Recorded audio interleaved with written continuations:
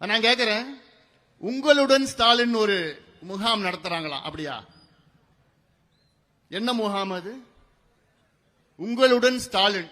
ஏன் இவ்வளவு காலமா என்ன பண்ணீங்க நீங்க? அந்த முகாம்ல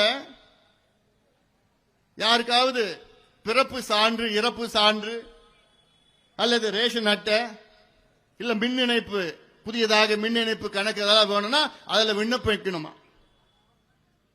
அது விண்ணப்பம் செய்தா 45 நாள்ல கொடுப்பாங்களாம். நீ இருக்க போறது என்ன 4 மாசம் தான்.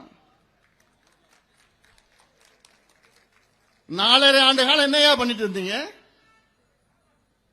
4.5 ஆண்டு காலமா என்ன பண்ணிட்டு இருந்தீங்க?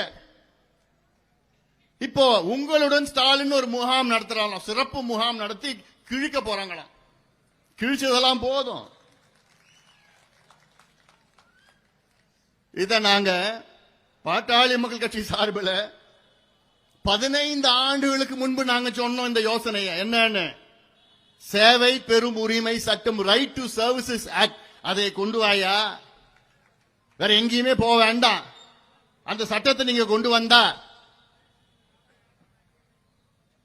யாராவது விண்ணப்பம் செய்தா 15 நாட்களில் அந்த துறை சார்ந்தவர்கள் அதற்கு அனுமதி கொடுக்க வேண்டும், இல்ல சான்று கொடுக்க வேண்டும். எவ்வளவு நாள்ல?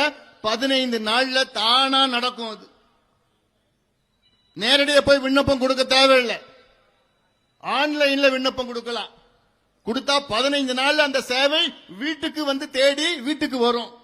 அந்த சட்டத்தை நிறைவேற்றுங்கன்னு 15 ஆண்டுகளுக்கு முன்பு சொன்னது பாட்டாளி மக்கள் கட்சி. இத திமுக தேர்தல் அறிக்கையில காப்பி அடிச்சு அதை கொண்டு வந்து எப்பயும் போல ஏமாத்தினாங்க. இன்னைக்கு வரைக்கும் அந்த சட்டத்தை கொண்டு வரல. அந்த சட்டம் வந்திருந்ததுன்னா இந்த முகாம்கள் தேவையில்லை, உங்களுடன் ஸ்டாலின் அவர்களுடன் ஸ்டாலின் தேவையில்லை. தானா அந்த சேவை எல்லாத்துக்கும் கிடைக்கும். இந்த சேவை தான் நான் சொல்றது ரைட் டு சர்வீசஸ் ஆக்ட். இது நம்முடைய உரிமை. இதை பெறுவது நம்ம உரிமை, கொடுப்பது அரசினுடைய கடமை.